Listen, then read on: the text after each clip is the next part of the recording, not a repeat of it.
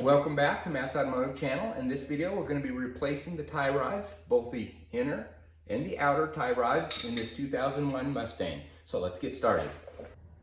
Okay, as you can see, we got the car up in the air now and both wheels off, which are necessary to get access to the inner and outer tie rods. Here's the outer tie rod and then the inner tie rod. And before we start disassembling any of this, we want to take a measurement from the outer tie rod to where it meets up with the rack here.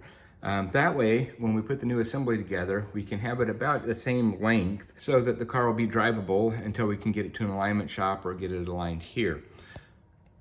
So a lot of people will actually count the number of turns when they take the outer tie rod off. I think that's a bad idea because when you get new parts, the lengths of these inner and outer tie rods could be different. So if you're just counting threads only, it may not match up and you may end up with a pretty poor alignment afterwards. So you have to be careful with that. If you're counting threads, you're also going to still have to measure the length and see if the overall length is the same. So with that said, let's go ahead and get started. Okay, the first order of business will be to get these boots off. And you'll notice that there is a rod here going from one boot to the other. That's to equalize the pressure. These can be sealed fairly tight, and so instead of building up a pressure and popping them loose, they just allow the air to travel from one side to the other while you're turning. So anyway, let's go ahead and just pull this off. There we go. All right, let's start by getting this boot off here. Push that clamp together and pull it off. And obviously this boot has been off before, hence the zip tie here. Normally from the factory, they'll come with a metal band. So let's go ahead and cut this off. And then we should be able to slide the boot.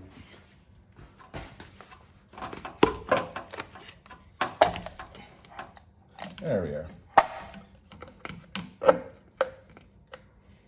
Okay, now we can go ahead and take that measurement. Just a rough measurement, but I just want to get a ballpark. So again, when we put this back together, we can have it somewhat aligned. So anyway, I'm going from the center point of this outer tie rod to right where the edge of that tie rod meets up with that little flange there on the steering rack. And if we measure that, it looks like it's right there at 17 inches exactly. So then we'll do the same thing on the other side. Okay, let's see what the distance on this side is. Should be pretty close.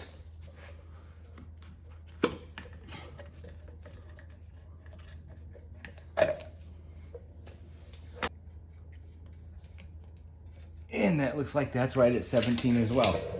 So we'll keep that in mind when we're putting the new one in. All right, so these tie rod ends are held on with a castle nut and one of these cotter pins here. So first step will be to get this cotter pin off. Okay, the castle nut here is an 18 mm, so let's zip that off.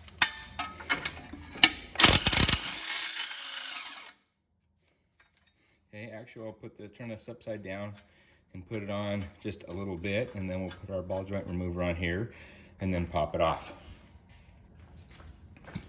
All right, so let's put our ball joint remover on here. And we keep the nut on here so it doesn't come crashing down. And let's hit this with some pressure here, and it should pop loose. There we go.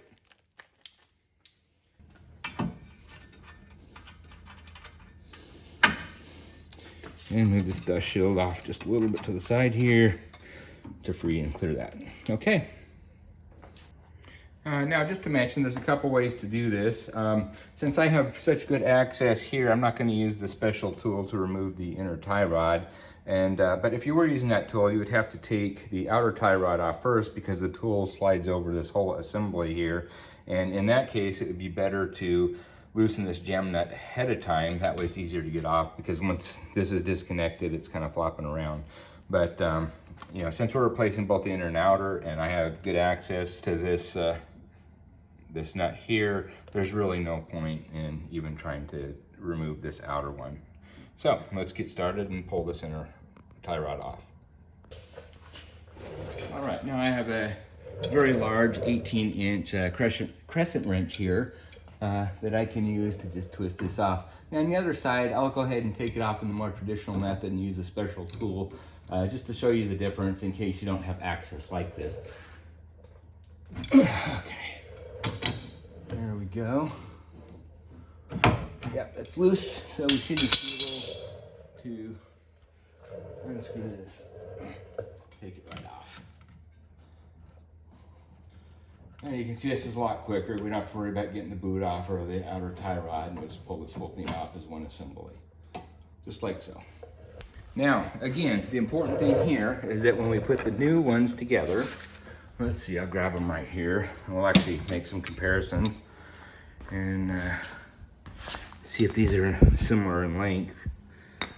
Yeah, as you can see here, this tie rod, outer tie rod anyway, we match these up, it's a different length. So if we had just counted threads, obviously, that wouldn't have worked for us. And I don't know how far this inner tie rod is in here, but it could be a different length as well. But again, the only distance that we really care about is the distance from here to this edge. And I just realized, since I did not get new boots with this, I'm gonna have to actually reuse this one, which means I am gonna have to take off this outer tie rod. So let's go ahead and do that. All right, so I just put it into the vise here to hold it, so we should be able to twist this off. Oh, okay, that wasn't too hard at all, actually. Okay, so now we just go ahead and thread this. Quite a few turns there.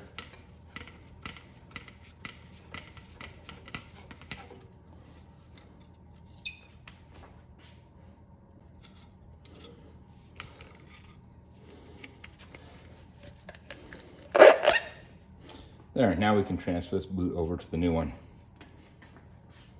Okay, now let's just take a little closer look at these two inner and outer tie rods.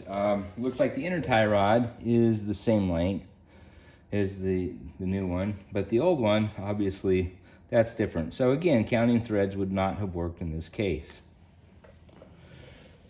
Definitely looks like the factory OEM one is definitely a higher quality than this new one. However, the new one does have a little Zerk fitting there. So when we're done, we'll put in that little Zerk fitting and then pump it up with some additional grease.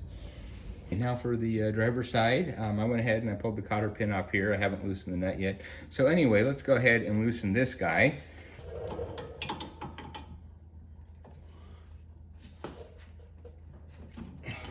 Okay. Now we can go ahead and take the casting nut off and pop the joint down.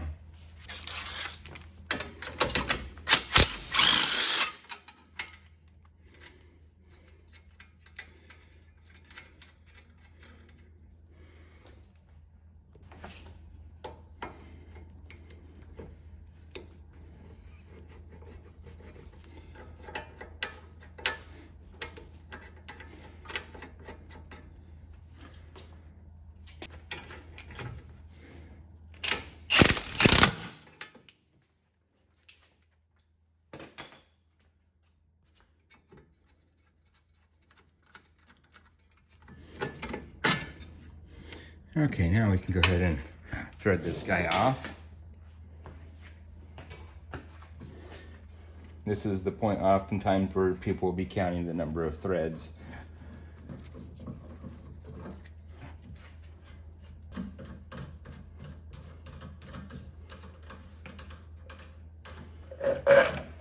Okay, now that we have all this off, we can go ahead and put on our special tool. This one is much looser and there's a little bit of play in it. All right, here's the tool that we're going to use to remove the inner tie rod. This is from Harbor Freight, Pittsburg brand, relatively inexpensive, and it seems to get the job done. So I'll go ahead and open this up, and this is what it really consists of.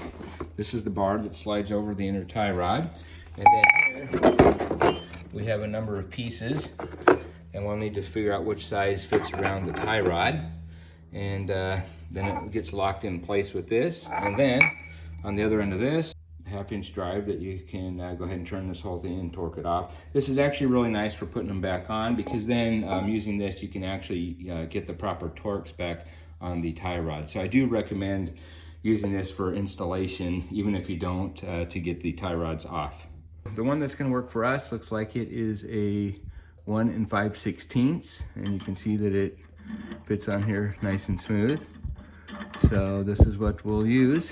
Now let me show you how to put it into the device. So here's the size that we're going to use, and we can just set it down in here, and then it locks in place by sliding this little sleeve over, and then it's locked in there. So now we can go ahead and slide this over the inner tie rod and then torque it off. So let's go ahead and slide our tool over it. And there we go. Now I can put a breaker bar in here, and we can just torque it off.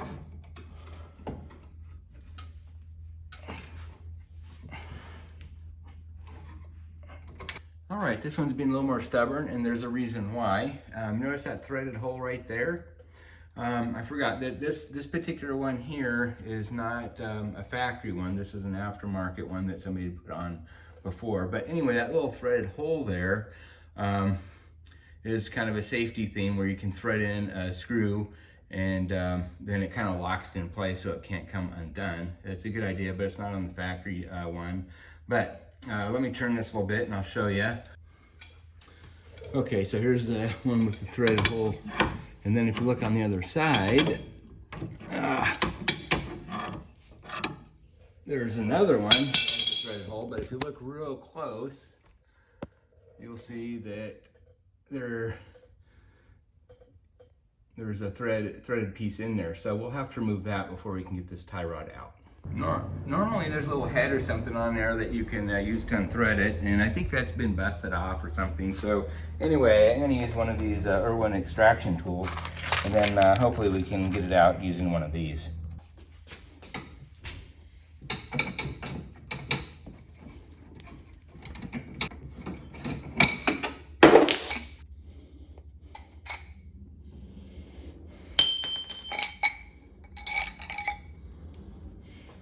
We'll clean up the threads a little bit here before we install the new one.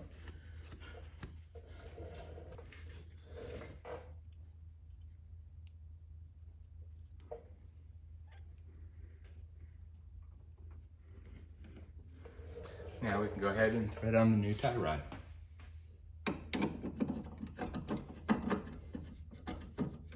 Okay, one other thing to be aware of. These are the two tie rods that came off the vehicle. And you can see that they're obviously different. This is the factory one. It's got these little splines here. This is the aftermarket one. But if you look at the end here, you'll notice that this one kind of bulges out here before you get to the part where you put the wrench on, and this one does not. So if you're using one of these tools here, obviously if you try to put this piece on first and then slide this over, you're never going to get to the part here where you can tighten it down. Whereas with this one, you slide it right over and then it fits right in there. So just be aware of that. To get this one on, the new one, it is, let's see, it's the same type as the factory one. So it's got the little bulge here first. So we're gonna have to take this piece out and then put it on the tie rod first and then push this over it. All right, so put this over this piece first. Actually coming from the top so it kind of stays in place. And we can slide this over the end.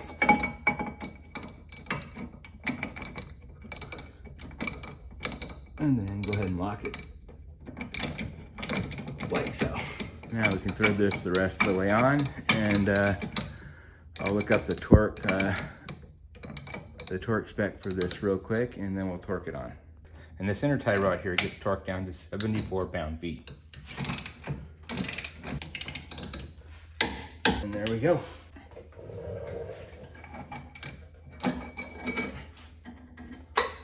This next step is fairly important. Don't forget it. Otherwise, you're going to have to take it all apart and redo everything. But get your boot on before you put the outer tie rod on. Now we can go ahead and thread on our outer tie rod. And this jam nut here is going to get torqued down to 41 pound-feet. Now remember, we're only going to thread this on to the point where we get 17 inches between the end here and the end of the tie rod there. That'll get us pretty close to where we were before until we get it aligned. All right, and then play around with the number of threads on here until you get that desired measurement. In our case here, it was 17. And there we are, right at 17. So we can go ahead and put the jam nut down, and this is 41 pound-feet. All right, I got the jam nut on here, 41 pound-feet. And put our boot all the way on now. And just remember, this is just a rough figure. It's not going to be right on, but it should be good enough until we get it aligned. And we can go ahead and reattach the outer tie rod to the knuckle here.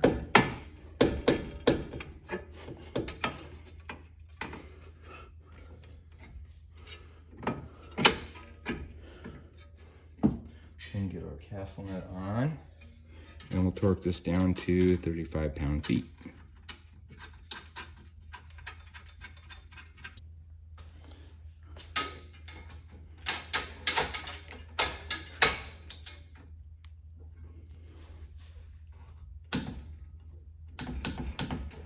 Okay, then once it's torqued, make sure that the little hole here for the cotter key lines up with one of these grooves in the castle nut. If not, you can turn it a little bit more just to get it lined up perfect. There we go, that's pretty good.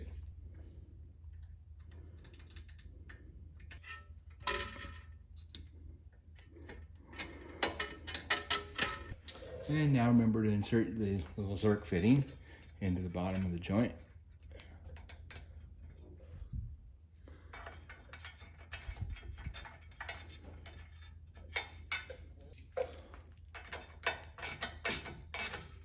And just so it's snug there. And there we go. Now we can put zip ties around our boot. And make sure that the boot is clocked, so this little vent is in the front part, so we can connect the rod straight across the front here.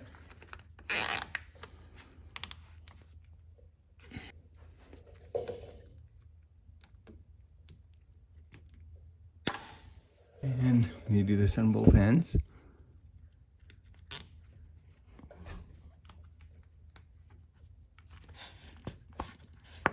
Actually, see that little groove there? That should be over to where it just barely clips in. And we'll tighten this up. And then cut off the excess. Okay, now we just need to repeat this same process on the other side. I just finished up doing the same thing on the other side, so we're pretty much done there. Now we just need to replace the vent tube pipe here, going from one boot to the other. And there we go. All right, as you can see, that process is not too bad. It's fairly straightforward and easy to do. I do have the car all back together. I just took it out for a test drive, and as expected, I could tell the alignment was a little off. The behavior that it displays now is when you go into a turn, it kind of just wants to stay there, and you kind of have to force it back in to get it to go straight. And of course, that behavior, it's a combination of a lot of things. I mean, that's one of the reasons we have caster, is to bring it back to center. But even if you have the proper amount of caster and too much towing, it'll still exhibit that behavior. So anyway, I will make another video dealing with the alignment, and I'll show you all the things and tricks that I've learned. I know a lot of people say that you can't really do good alignment at home. I disagree with that. There's a few things that you need to know. I think there's a lot of things that are overlooked, and then people that try to do it at home don't end up with a good alignment, and then they take it into a shop and they go, oh yeah, it was way off and everything. Even though they're measuring precisely, there's still some things that you have to know. So anyway, we'll go through all that in detail in the next video.